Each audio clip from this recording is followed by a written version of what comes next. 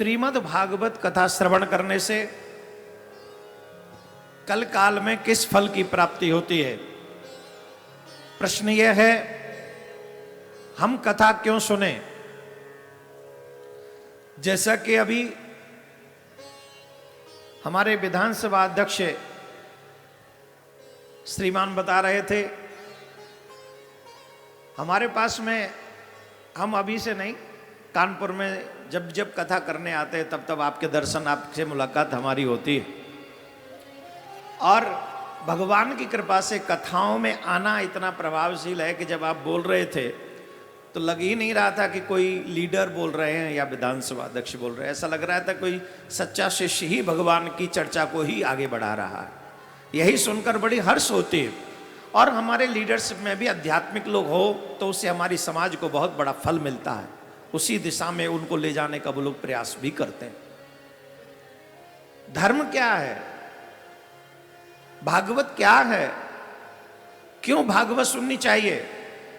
यहां पर युवा बहुत बड़ी संख्या में है। युवाओं से मैंने पिछली बार भी बहुत सारा संवाद आप सबके साथ किया था। इस बार भी कुछ नए तरीके से, कुछ नई बातें आपके जीवन के लिए जो एक मैप बन सकती हैं, रोड बन सकती हैं, आपको आगे पहुंचा सकती हैं, इन 7 दिनों में हम अपनी तरफ से प्रयास करेंगे। कथाक्रम चलता रहेगा। कथा श्रवण करने से जो पहली बार बैठे हों कथा मंडप में, उनको एक प्रश्न जरूर होगा कि 3 घंटे एवरीडे हम कथा सुने, 4 घंटे सुने, उसका लाभ क्या है, फल क्या है? उसका कोई फल हो, रिजल्ट हो तो हम जाएं। तो सुनिए इसका फल क्या है। दरिद्रस्य क्षय रोगी निर्भाग्य पाप कर्मवान अनपथ्यो मोक्ष कामाम शृणो याच कथाम्यमाम। जो मनुष्य जिस भावना को लेकर श्रीमद् भागवत कथा 7 दिन नियम से, विधान से सुनता है, उस मनुष्य की वो मनोकामना पूर्ण होती है।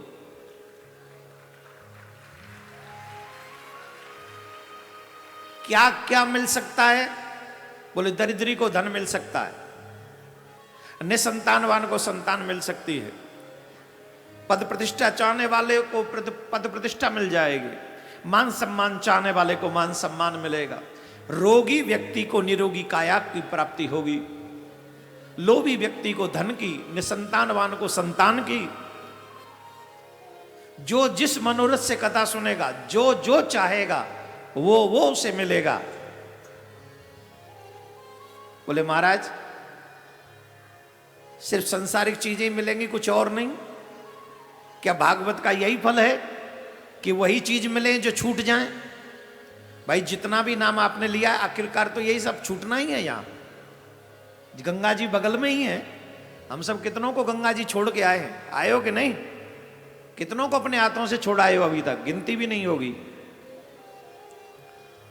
तो जो यहां छूट जाएगा वही देगी भागवत? बोले ना, जो ये चाहते हैं उन्हें भागवत वही देगी जो यहीं छूट जाए।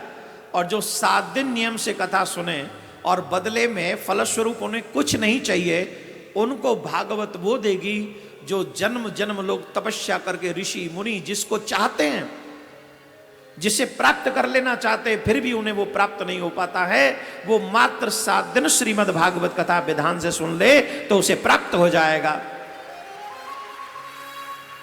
ऐसा क्या है? ऐसा क्या प्राप्त होगा? बोले अनपथ्यो मोक्ष कामाम। उसे मोक्ष प्राप्त हो जाएगा। मोक्ष किसको कहते हैं?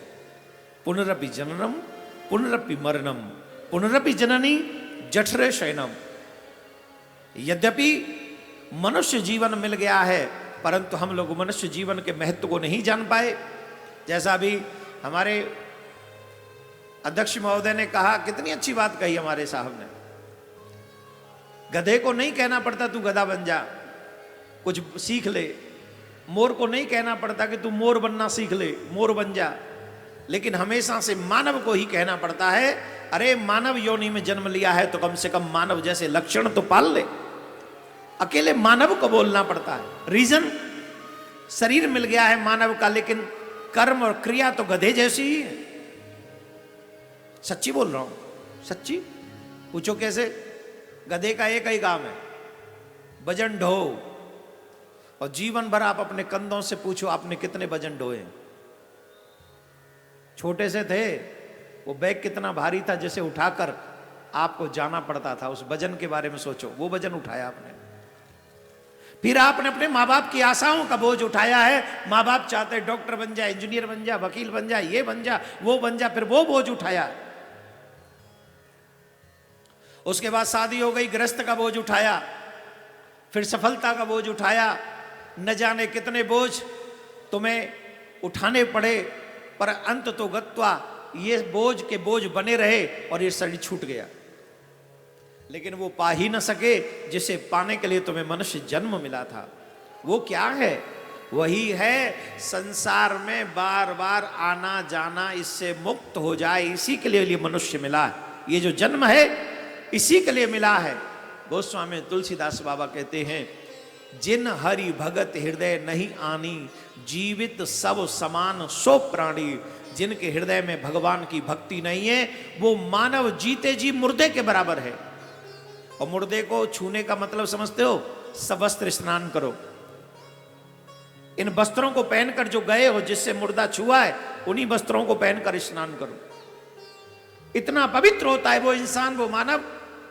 जो मानव भगवान की भक्ति को अपने हृदय में नहीं आने देता, अपने कल्याण के विषय में नहीं सोचता, मुझे भगवान को जाके अपना मुंह दिखाना है, इस बारे में नहीं सोचता, सिर्फ गधे की तरह ही जीवन में बोझ उठाता रहता है, जिम्मेदारियों के तले दबा रहता है। अरे ये तो शरीर कर ही लेगा, लेकिन मन तो परमात्मा में लगा के रखिए। भागवत मात्र 7 दिन में तुम्हें मोक्ष की प्राप्ति करा देते हैं।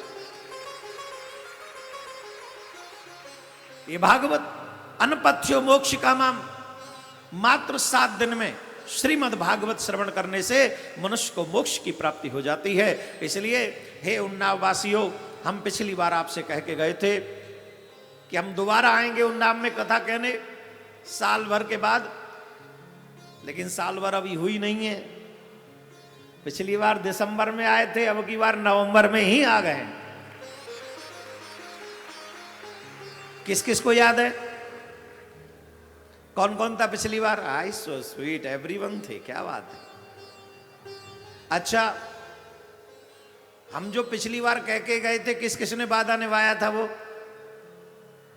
ये देखो। और हम अपना वादा निभा रहे हैं कि नहीं? पंकज जी अपना वादा निभा रहे हैं कि नहीं? हमने कहा था पंकज जी के लिए कि हमारे बहुत प्यारे शिष्य हैं, इनका ध्यान रखना आप लोगों ने। और हमने कहा था कि जब आप इनका ध्यान रखोगे तो ये हमारा और तुम्हारा दोनों का ध्यान रखेंगे। नेताओं का यही काम है। देखो, नेताओं का ध्यान हमें एक दिन रखना है, और अच्छा नेता मिल जाए तो वो हमारा ध्यान 5 साल रखते हैं। और कहीं वो बंबई वाले या इधर उधर घूमने वाले मिल जाएं तो फिर वो अपना ही ध्यान रखते, वो आपका ध्यान नहीं रखते। लेकिन हमारा वी आर लकी कि हमें पंकज जी जैसे विधायक मिले हैं, जिन्होंने श्रीमद् भागवत को वाकई हृदय से आह्वान किया था कि हम कराएंगे। और आज वो क्रम, उनकी प्रतिज्ञा, उनका संकल्प प्रारंभ हो रहा है आज से।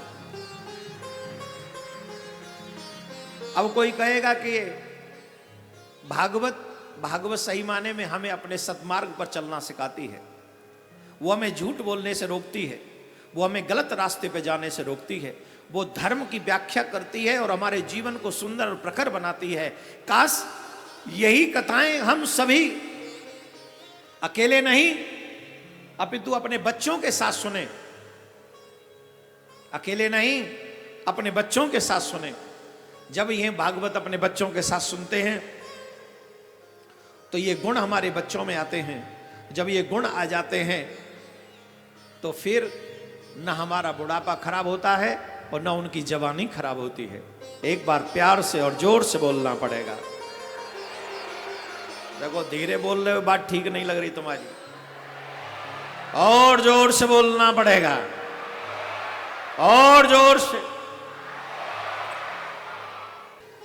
नैमिषारण्य में नैम से सूतमासीनम अभिभागवहामतिम कथामृता रसास्वादः कुशलो सौनको ब्रवीत।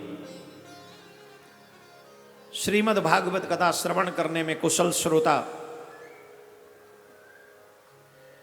सौनकादिक ऋषि नैमिषारण्य में विराजमान थे। चिंता एक ही बात की कि कलयुग के लोगों का कल्याण कैसे होगा। सूत जी महाराज को आया हुआ देखकर उन्होंने कहा था, कथा मत सुनाइएगा, कथा सारम, कथा का सार सुनाइए। प्रश्न यह है, संत महात्मा हो, तुम पे समय नहीं है कथा सुनने का? बोले हम पे तो समय है, हम तो कथा सुनना चाहते हैं, पर जो कलयुग के लोग होंगे वो रोगों से ग्रसित होंगे, बीमारियों में फंसे हुए होंगे, अल्पायु होगी, काम क्रोध ईर्षा लोभ मोह में वो रचे हुए होंगे, उसमें फंसे हुए होंगे, उनका मन कथा में नहीं लगेगा, वो उतना समय नहीं दे पाएंगे। तो उनका कल्याण हो जाए इसलिए कथा मत सुनाइए, कथा का सार सुनाइए, जिससे उनका कल्याण हो सके। तो बोले ठीक है, हम आपको कथा का सार सुनाते हैं। बोलो राधे राधे।